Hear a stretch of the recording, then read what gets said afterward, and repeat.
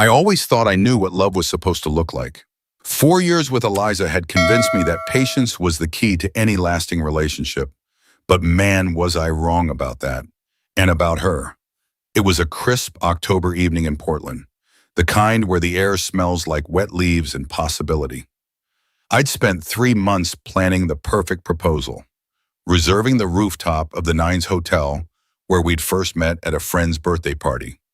I'd arranged for the chef to recreate the appetizers from that night, hired a string quartet to play her favorite Coldplay song, and this is the part that still makes me wince. I'd spent nearly 2 months' salary on the exact oval-cut diamond ring she'd pointed out during a casual window shopping trip downtown. "This is the one a woman deserves," she'd said that day, pressing her finger against the glass. "If you really love someone, you show it properly." So I did, or I tried to. I remember checking my pocket every 30 seconds on the elevator ride up, my palms sweating so much I was afraid I'd drop the little velvet box. The quartet was already playing when we stepped onto the rooftop.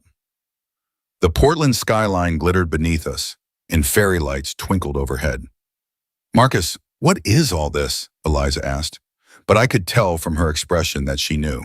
Her eyes darted around, taking inventory of everything. The musicians, the champagne, the small gathering of friends I'd invited to share the moment. Her smile seemed to flicker like the candles on the tables. I led her to the center of the rooftop, where I'd marked an X with tape earlier that day, the exact spot where we'd first been introduced. My friend Jason gave me a thumbs up from beside the bar. My boss Richard was there too with his wife. I'd invited colleagues, our closest friends, even her sister had flown in from Chicago. About 20 people in total, all waiting for the big moment. "Eliza," I started, dropping to one knee, "these past 4 years have been the best of my life." The speech I'd rehearsed 100 times in the mirror suddenly felt stuck in my throat. "You've challenged me to be better, to work harder, to become the man I've always wanted to be." I pulled out the box and opened it. The diamond caught the light from every angle, throwing little rainbows across her black dress. "Will you marry me?" The silence that followed lasted only seconds, but it felt like hours. I watched as something changed in her eyes, a calculation, a decision being made. "I can't," she said loud enough for everyone to hear. "I'm sorry, Marcus, but I'm just not ready for this." The quartet abruptly stopped playing mid-note. Someone gasped. I stayed frozen on one knee, the open ring box still extended toward her. "I thought you knew I wasn't there yet," she continued, her voice taking on an edge I'd heard only a few times before, usually when she was talking about colleagues who'd been promoted ahead of her. This is too much pressure." I remember standing up slowly, my knee aching from the hard rooftop surface. "We can talk about this," I said quietly, trying to salvage not just the moment, but my dignity. "Maybe in private." "There's nothing to talk about." She took a step back. "I need space. I need time to think about what I really want." Then she turned and walked to the elevator, leaving me standing there holding a $12,000 ring and the shattered remains of what I thought was our future. Her sister ran after her, throwing an apologetic glance over her shoulder. The worst part wasn't even the public rejection. It was what came after. I drove home alone that night, expecting to find Eliza there so we could talk things through. But when I arrived at our apartment, I found half the closet empty and a note on the kitchen counter. "Staying at Sarah's. Will come by for the rest of my things tomorrow." That's it. 4 years together, and that's all I got. I barely slept. I called her repeatedly, but she didn't answer. I sent text after text, each one more desperate than the last. Around 3 a.m., I finally checked Instagram, something I rarely did, and there it was. A new post from Eliza, a selfie of her looking contemplative with a glass of wine, and the caption, "Know your worth, queen. Don't settle for less than you deserve. Hashtag self-love, know your worth, new beginnings." The comments section was already flooded with supportive messages. "You go girl, never settle. His loss. So proud of you for choosing yourself." Sarah, her best friend, had commented, "The right man will know your value without you having to tell him." It was like I'd been cast as the villain in a story I didn't even know I was part of. Like our relationship had been reimagined overnight into something toxic that she had heroically escaped. The next morning, Eliza showed up with Sarah to collect her things. She barely looked at me. "Can we please talk about this?" I asked, following her into the bedroom where she was packing up her jewelry. "There's nothing to talk about, Marcus," she said, not looking up. "I'm not ready for marriage. And honestly, the way you ambushed me in front of everyone, that was manipulative." Ambushed. I couldn't believe what I was hearing. "We've talked about marriage. We've talked about kids. Last Christmas, you pointed out that ring specifically. Mentioning something isn't the same as being ready for it," she snapped. "And doing it in front of all those people? You put me in an impossible position." Sarah appeared in the doorway, arms crossed. "She doesn't owe you an explanation, Marcus. People are allowed to change their minds. After 4 years together, I think I deserve a little more than 'I'm not ready' and an Instagram post about knowing your worth," I said, my voice finally betraying the anger I was feeling. Eliza stopped packing and looked at me directly for the first time. "Maybe that's part of the problem. You think you're entitled to explanations, to my time, to my future. This is exactly why I need to step back." Entitled? The word hit me like a slap. I thought we were building a life together. I thought we were partners. "Well, I need to figure out who I am outside of this relationship," she said, zipping up her suitcase. "I've given you 4 years of my 20s. I need to make sure I'm not missing out on something better." Something better. Those words echoed in my head for weeks afterward. They took everything that fit in Eliza's car and left. The apartment felt cavernous without her things. The decorative pillows she'd insisted on buying, the expensive candles that always burned in the bathroom, the framed photos of us that had lined the hallway. She'd even taken the fancy coffee maker, though I'd been the one who paid for it. For the first week, I was a wreck. I called in sick to work for 3 days straight, something I'd never done before. I drank too much whiskey and watched reruns of shows we used to watch together. I checked her social media obsessively, torturing myself with each new post about freedom and self-discovery. Then on day 8, I woke up and felt something different. Not healing, it was too soon for that, but anger. Pure, clarifying anger. I looked around at my half-empty apartment and thought, this isn't who I am. I've never been this pathetic. That morning, I deleted all my social media accounts. Not just logged out, permanently deleted. Then I called my boss. "Richard, it's Marcus. I'm coming back tomorrow, and I want in on the Peterson project." The Peterson project was a major infrastructure upgrade that everyone at the firm wanted to work on. It meant longer hours, more responsibility, but also a potential promotion if handled well. Richard seemed surprised. I'd never been one to ask for the spotlight, but he agreed. "You sure you're up for this right now?" he asked. "I heard about what happened. Tough break." "I'm sure," I said. "I need this." That same day, I joined a gym near my office and signed up for sessions with a personal trainer. I'd never been out of shape exactly, but I'd become comfortable. Too comfortable, maybe. "What are your goals?" the trainer, a guy named Derek, asked during our first session. "I want to not recognize myself in 6 months," I told him. He nodded, not asking for elaboration. "Then let's get to work." The next few months were a blur of work, workouts, and solitude. I poured everything into the Peterson project, staying late at the office, coming in early, volunteering for the most challenging aspects of the design. At the gym, I pushed myself until my muscles screamed, then pushed a little more. At home, I replaced the furniture Eliza had picked out, painted the walls a color she'd always hated, and started cooking elaborate meals just for myself. I was rebuilding, but I was also hiding. I avoided social gatherings where I might run into mutual friends. I dodged questions about Eliza and changed the subject whenever anyone brought up relationships. I was functioning, but I wasn't really living. Then came the company holiday party in December, 2 months after the rooftop disaster. I almost didn't go, but Richard insisted. "The whole Peterson team will be there," he said. "You've been carrying half that project on your back. You deserve to celebrate a little." So I went, wearing a new suit that fit better thanks to all those hours at the gym, and tried to blend into the background near the bar. That's where Chloe found me. "You're hogging all the good standing space," she said, nudging me with her elbow. "Budge over." Chloe Morgan had joined the firm about a year earlier. She worked in the Environmental Impact Division, and our paths crossed occasionally on projects. She was smart, direct, and had a laugh that made everyone around her smile. I'd always liked her in a distant, colleague kind of way. "There's plenty of room," I said, but I moved over anyway. "I heard you've been killing it on the Peterson project," she said, signaling the bartender for a drink. "Richard won't shut up about your innovative approach to the drainage system." I couldn't help but laugh. Drainage systems. Sexy stuff. Hey, in our world, a good drainage system is practically pornographic.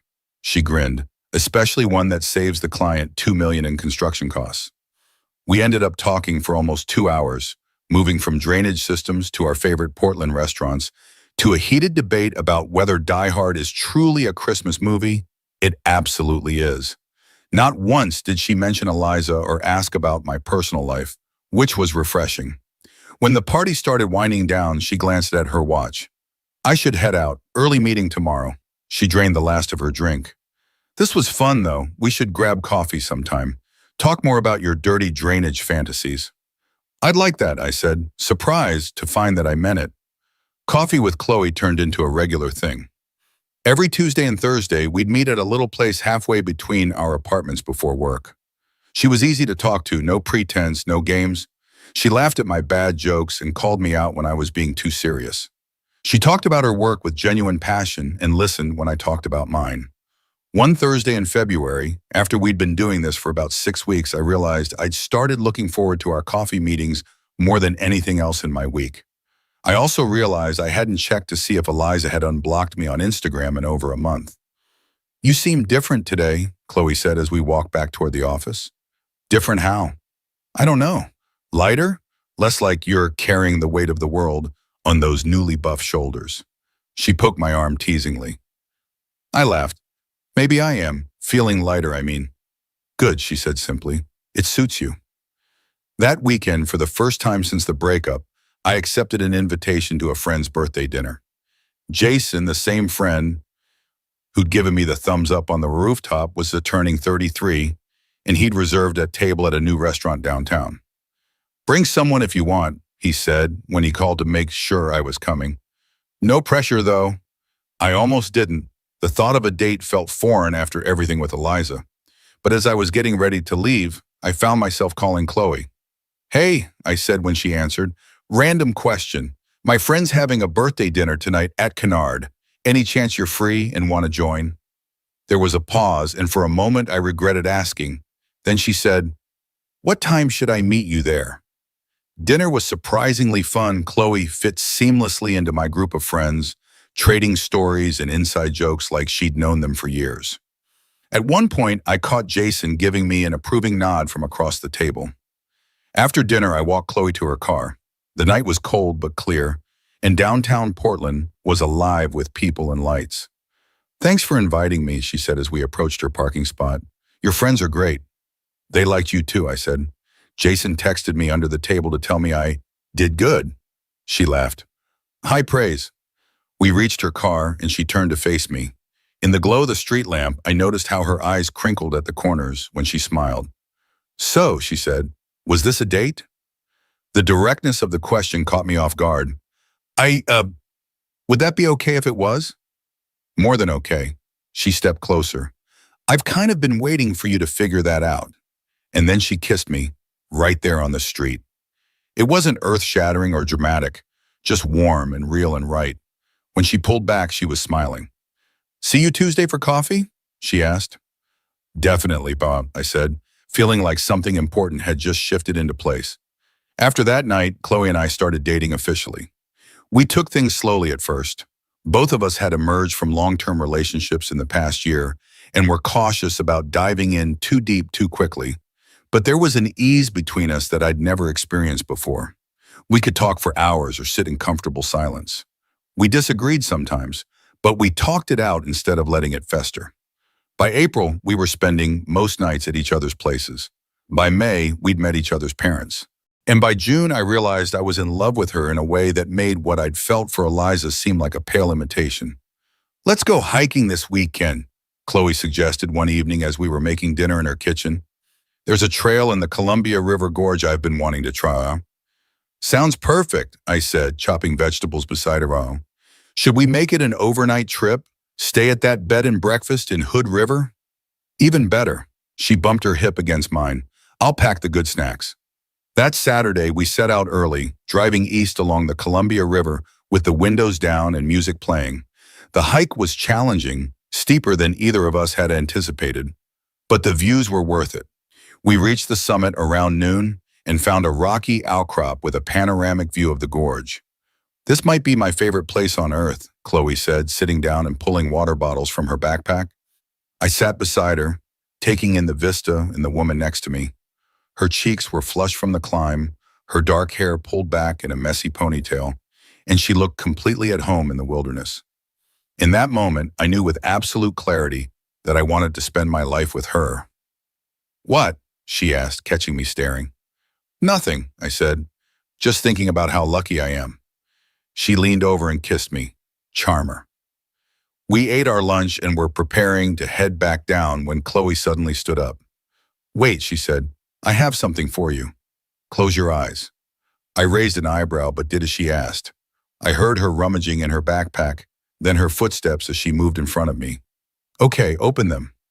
I opened my eyes to find Chloe kneeling on one knee, holding a small wooden box. What are you? Marcus Anderson, she said, cutting me off. I know we haven't been together that long, and maybe this is crazy, but I've never been more certain of anything in my life. She opened the box to reveal a simple silver band. I love the way you think, the way you care about details that most people overlook, the way you make me coffee in the morning without asking. I love how you're rebuilding yourself after being knocked down, and I want to be by your side while you do it.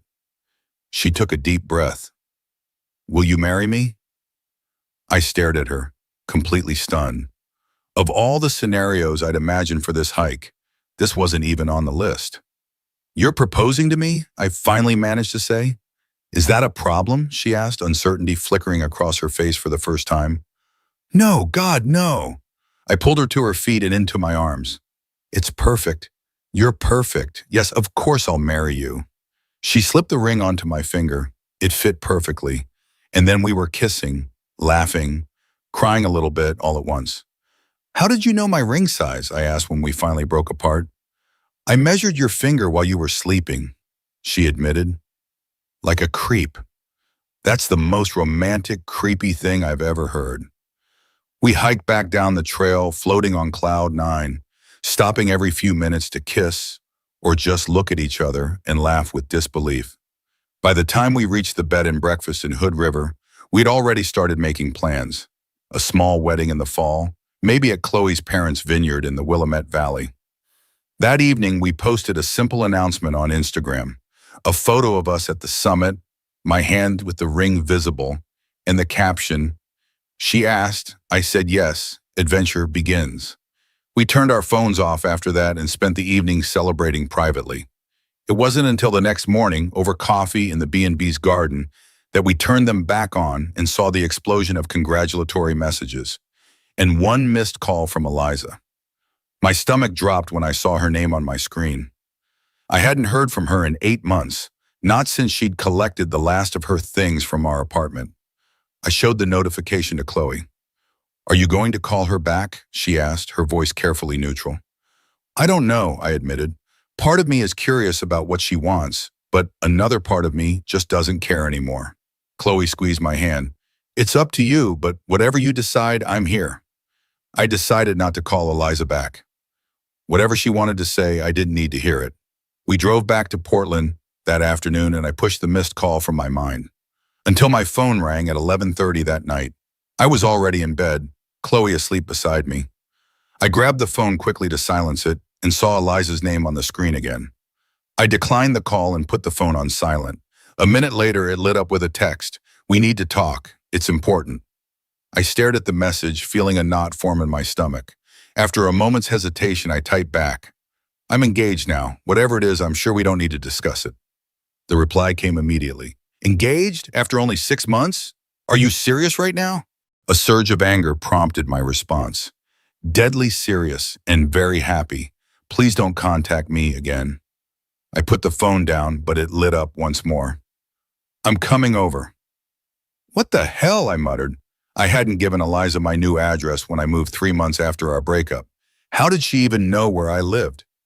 I got out of bed carefully, trying not to wake Chloe, and went into the living room to call Eliza. You're not coming over, I said as soon as she answered. How do you even know where I live? Sarah's boyfriend works with someone at your firm, she said, her voice tight. Marcus, you can't be serious about marrying this woman. You barely know her. I know everything I need to know, I said. And frankly, it's none of your business. None of my business? She laughed, a harsh sound. We were together for 4 years. You wanted to marry me 8 months ago. And you said no, very publicly, if you recall. I said I wasn't ready, she snapped. Not that I never wanted to marry you, I thought you'd wait. The pieces suddenly clicked into place. Wait for what exactly?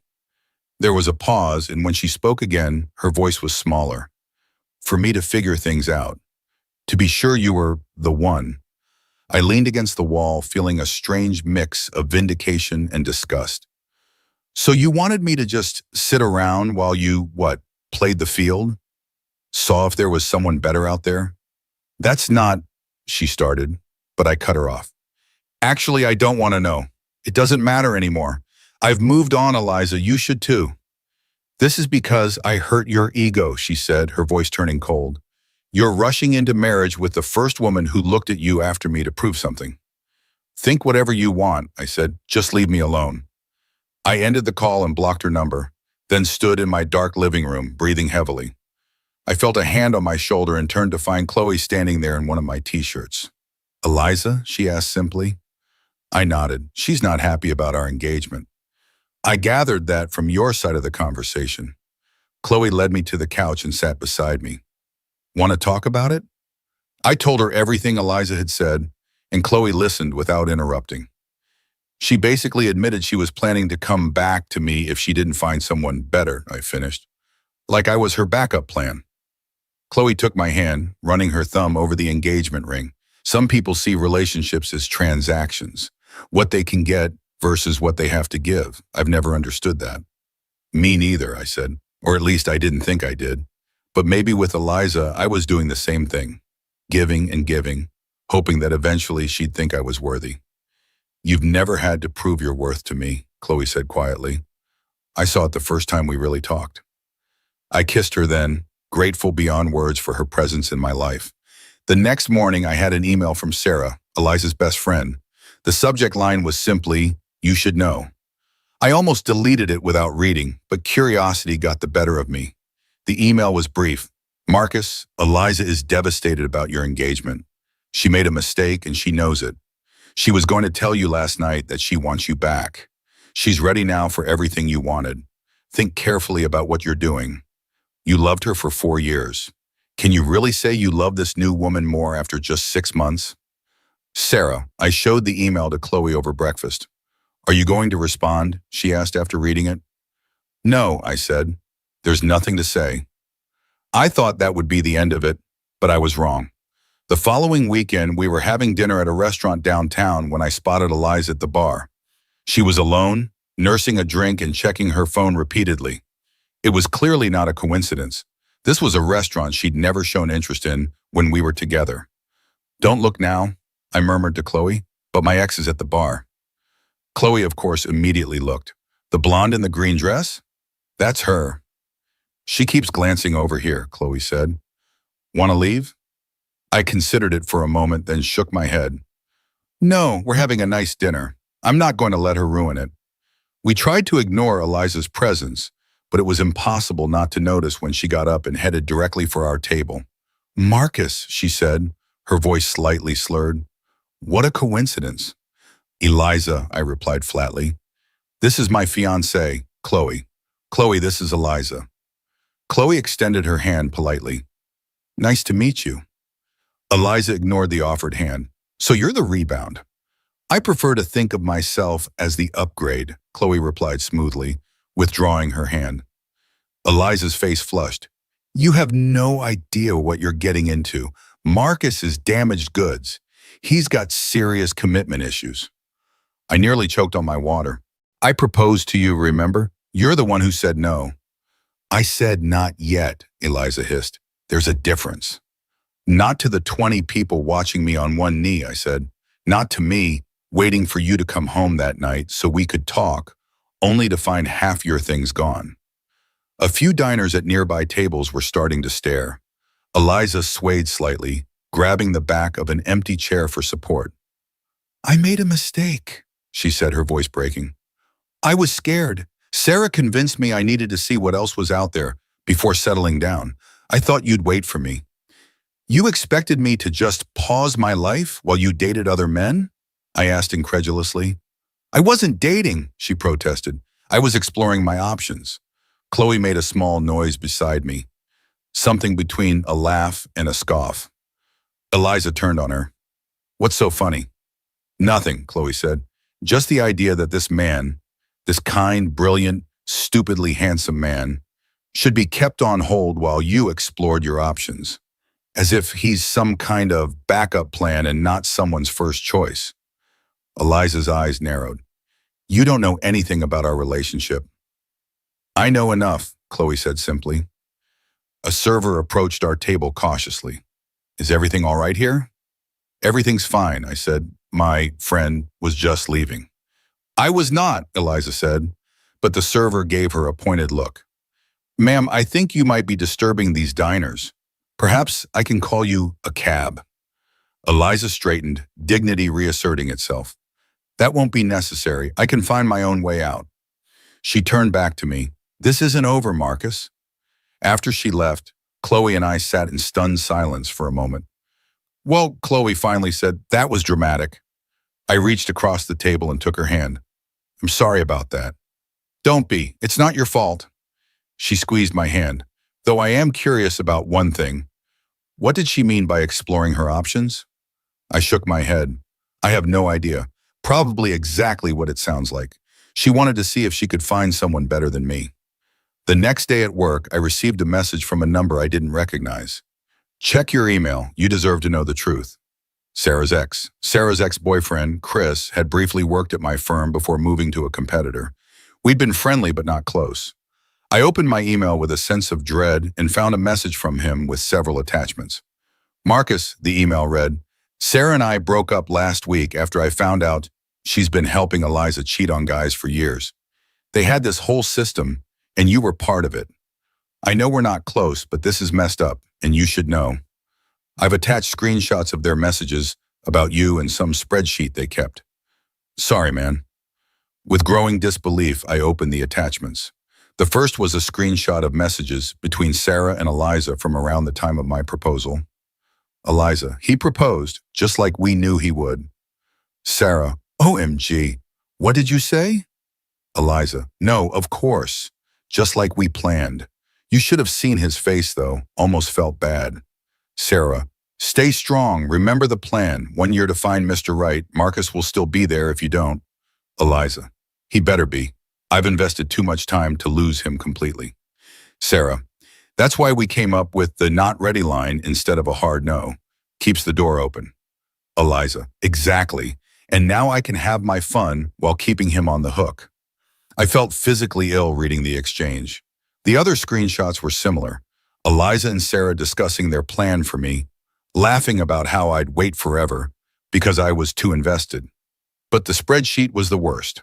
Titled Eliza's Options, it contained a list of men, myself included, with ratings for income, appearance, future potential, and sexual performance. Notes in the margins detailed pros and cons for each man. Next to my name, reliable, good income, decent in bed, but too agreeable, no challenge. Backup option if nothing better materializes. I forwarded everything to Chloe with a brief message. Now we know what she meant by exploring options. Her reply came quickly. What a manipulative, calculating witch. Are you okay? I wasn't sure how to answer that. Part of me was devastated to learn that the relationship I'd valued so much had been nothing but a calculated investment for Eliza. Another part felt validated. My instincts about her after the breakup hadn't been wrong. Before I could reply to Chloe, another email arrived from Chris. There's more. Sarah is telling people at industry events that you're emotionally unstable and that your engagement is a desperate rebound. Eliza is saying Chloe pursued you while you were still together. They're trying to control the narrative. I called Chloe immediately. They're spreading rumors about us, I told her, explaining what Chris had said. That explains the weird looks I got at the Henderson Project meeting yesterday, Chloe said. One of the consultants asked if I was that Chloe and then wouldn't elaborate. We decided to meet for lunch to discuss how to handle the situation. As I was leaving the office, my phone buzzed with a notification. Eliza had tagged me in an Instagram post. I hadn't used the app in months, but I still had an account. I opened it to find a throwback photo of Eliza and me from a vacation 2 years earlier, with a long caption, "Some relationships shape you forever. Even when they end, the love remains. I made a mistake walking away from this man, and I've regretted it every day since. Sometimes you don't recognize what you have until it's gone. I'm sorry, Marcus Anderson. I should have said yes. Hashtag the one who got away, second chances." The post already had dozens of sympathetic comments, many from our mutual friends expressing support for Eliza and criticizing me for moving on too quickly. By the time I reached the restaurant where Chloe was waiting, I was seething. "She's playing the victim," I said, showing Chloe the post, making it look like I'm the bad guy for not waiting around for her to finish exploring. "This is crazy," Chloe said, scrolling through the comments. "These people know you. How can they believe this version of events?" "Because it's the only version they're hearing," I replied. "And Eliza has always been good at presenting herself as the wrong party. Plus, most of them saw me get rejected on that rooftop. They probably think I'm just trying to save face." Chloe set my phone down and took my hands across the table. "So what do we do? Ignore it and rise above?" I thought about it for a moment, then shook my head. "No, I'm tired of letting her control the story. I'm tired of being the reasonable one while she manipulates everyone around us." "What are you thinking?" I squeezed her hands. "I think it's time for the truth to come out. All of it." That evening, after discussing it thoroughly with Chloe, I made my first social media post in 8 months. It was simple, a screenshot of the spreadsheet Chris had sent me with my name and rating visible, and a brief caption, "When someone treats you as an option, don't make yourself their backup plan. The truth about why I moved on." I tagged no one, but I knew word would spread. I followed it with a second post, the screenshots of Eliza and Sarah's messages about their plan for me. Then I turned off notifications, set my phone aside, and took Chloe out for ice cream. "Are you sure about this?" she asked as we sat on a bench by the waterfront, watching the sunset over the Willamette River. "I'm sure," I said. "I'm done being manipulated. I'm done letting her twist things to make herself look good while making me look pathetic." Chloe leaned her head on my shoulder. "For what it's worth, I've never thought you looked pathetic, not even when you were telling me about the proposal disaster over coffee that first time." I wrapped my arm around her. "You're the only person who made me feel like the rejection was her loss, not mine." We sat in comfortable silence for a while, finishing our ice cream and watching the sky turn from orange to deep blue. When we finally headed home, I checked my phone briefly and saw dozens of notifications, messages from friends, comments on my posts, even a few missed calls from numbers I didn't recognize. "Looks like we stirred up a hornet's nest," I said to Chloe. "We can deal with it tomorrow," she replied, taking my hand. "Tonight, let's just be us." The next morning, I woke to find my post had been shared hundreds of times. Friends I hadn't spoken to in months were messaging me with variations of, "Is this for real?" And I had no idea. Several people sent screenshots of Eliza's Instagram, which had suddenly gone private. But the most surprising message came from Jason. "Sarah's boyfriend Chris came to poker night last night and showed us everything. We've all been played, not just you. The guys and I are behind you 100%. Also, Chloe seems awesome. Don't screw this up." I showed the message to Chloe as she made coffee in the kitchen. "Well, that's one good thing to come out of this mess," she said. "Your friends know the truth now." "Yeah," I agreed, though I hate that it had to become this public spectacle. "Some people only understand public consequences," Chloe said, handing me a mug. "Eliza humiliated you publicly. Maybe it's fitting that her manipulation is being exposed the same way." Later that morning, as I was getting ready for work, my phone rang with a call from Sarah. I hesitated, then answered and put it on speaker so Chloe could hear. What the hell, Marcus? Sarah's voice was sharp with anger. You had no right to post those private messages. Private messages about how you and Eliza were manipulating me? I shot back. Sorry if I don't feel too bad about exposing that. You don't understand the context, she insisted. Eliza was confused and I was trying to help her figure things out. By creating a spreadsheet ranking men like products on Amazon? By planning to use me as a backup while she shopped around for someone better? It wasn't like that. Then what was it like, Sarah? Please enlighten me. Sarah was silent for a moment. We never meant to hurt you, she finally said, her voice smaller. Eliza really did care about you. Just not enough to see me as anything more than a safe backup option, I said. Tell her to leave me alone, Sarah. I've moved on. She should too. I ended the call and turned to Chloe. I should get to work. Me too. She kissed me quickly. Dinner tonight? My place? Definitely. The fallout from my post continued throughout the day. Colleagues who had seen the drama unfold on social media gave me sympathetic looks or awkward encouragements. My phone kept buzzing with notifications until I finally silenced it completely. Around lunchtime, Richard called me into his office. I braced myself for a lecture about keeping personal drama out of the workplace. Close the door, he said when I entered. I did as instructed and sat down across from him, preparing my defense. Instead, Richard leaned forward and said, I saw what happened online. You okay? The concern in his voice caught me off guard. I'm managing, I replied. Sorry if it's causing distractions at work. That's not what I'm worried about, he said, waving a hand dismissively. Look, I've known you for 5 years now? You're one of the most level-headed people in this firm. If you felt the need to put all that out there, I figure you had a damn good reason. I appreciate that, I said, genuinely touched. And for what it's worth, he continued, my wife never liked Eliza, said she had calculating eyes. I couldn't help but laugh. Your wife is perceptive. Women usually are, he agreed, which brings me to my next point. Chloe Morgan is one of our brightest talents. You two seem good together. Don't let this Eliza business mess that up.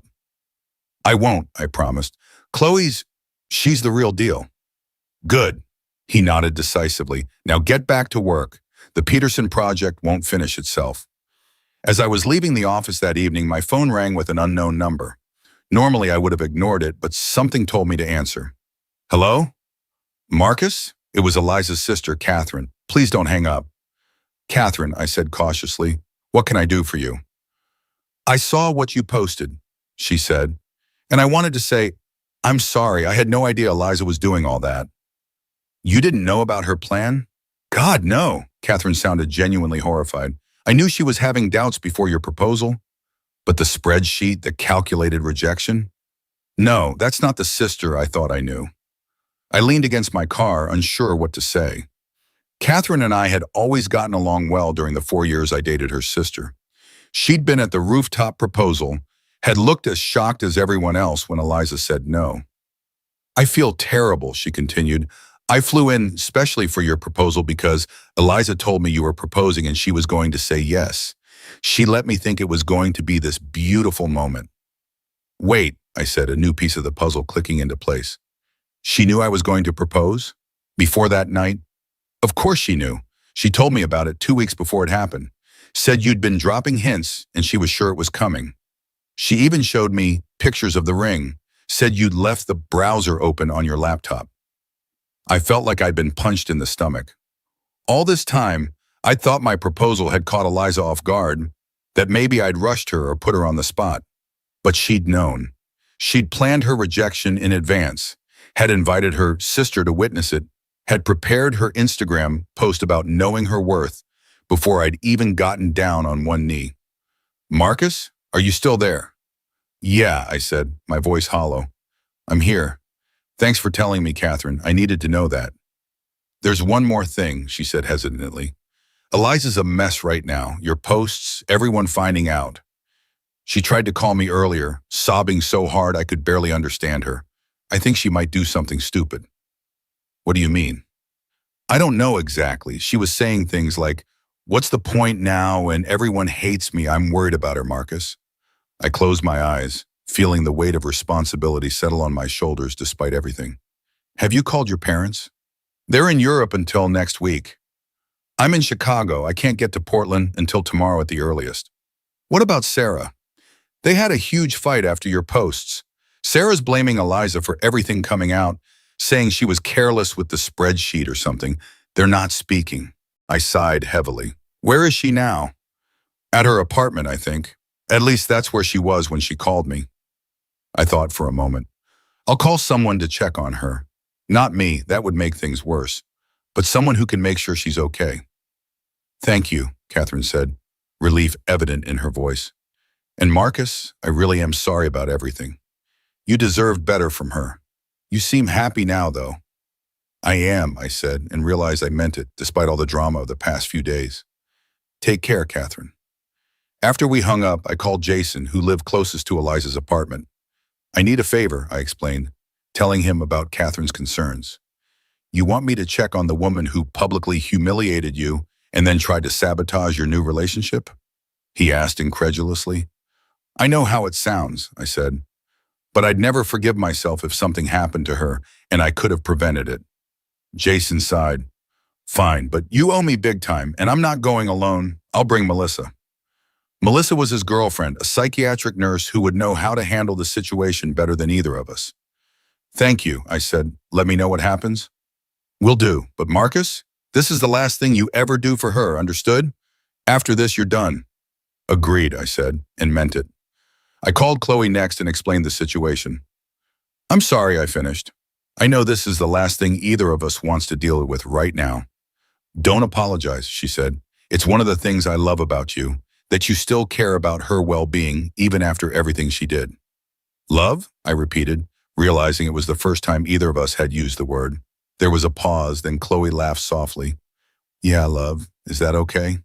More than okay, I said, smiling despite everything. I love you too, and I'll be at your place in 20 minutes. While driving to Chloe's apartment, I received a text from Jason. She's okay, drunk and feeling sorry for herself but not in danger. Melissa talked to her for a while. We left her with a friend who came over. Consider your conscience clear. I showed the message to Chloe when I arrived at her place. That's a relief, she said, pulling me into a hug. Now can we please have one evening without drama? That sounds perfect, I agreed. We cooked dinner together, opened a bottle of wine, and deliberately avoided checking our phones or discussing Eliza. Instead, we talked about work, about the upcoming weekend, about potentially adopting a dog together. It felt wonderfully normal and domestic, exactly what I needed. Later that night, as we lay in bed, Chloe propped herself up on one elbow and looked at me thoughtfully. You know what I realized today? What's that? If Eliza hadn't rejected you on that rooftop, we wouldn't be here right now. As horrible as that night was for you, it led you to me. I pulled her closer. I've thought about that too. It's strange how the worst moments of our lives can lead to the best ones. So, in a weird way, she said, tracing patterns on my chest with her finger, I'm grateful to her for being foolish enough to let you go. Her loss, I murmured, kissing the top of her head. My incredible gain. The next morning, I woke to a notification that Eliza had made a new Instagram post. Against my better judgment, I opened it. It was a simple black background with white text. I've made mistakes, hurt people I care about, manipulated situations for my own benefit. I'm not proud of who I've been, but I'm working to be better. To those I've hurt, especially I am truly sorry.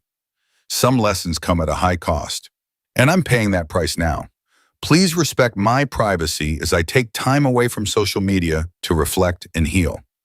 The comments were disabled, and when I checked her profile, I saw she'd deleted all her previous posts, including the one about me being the one who got away.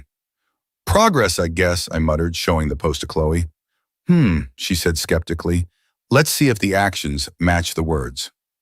On the morning of our wedding, I stood at the front with the officiant, Jason, beside me as my best man, watching as our small gathering of family and friends took their seats in the vineyard.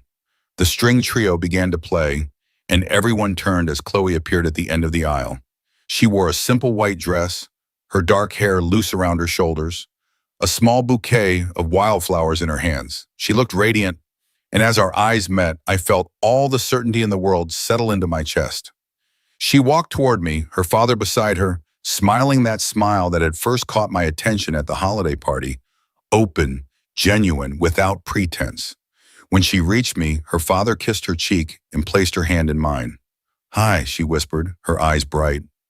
"Hi," I whispered back, squeezing her hand. "You're beautiful."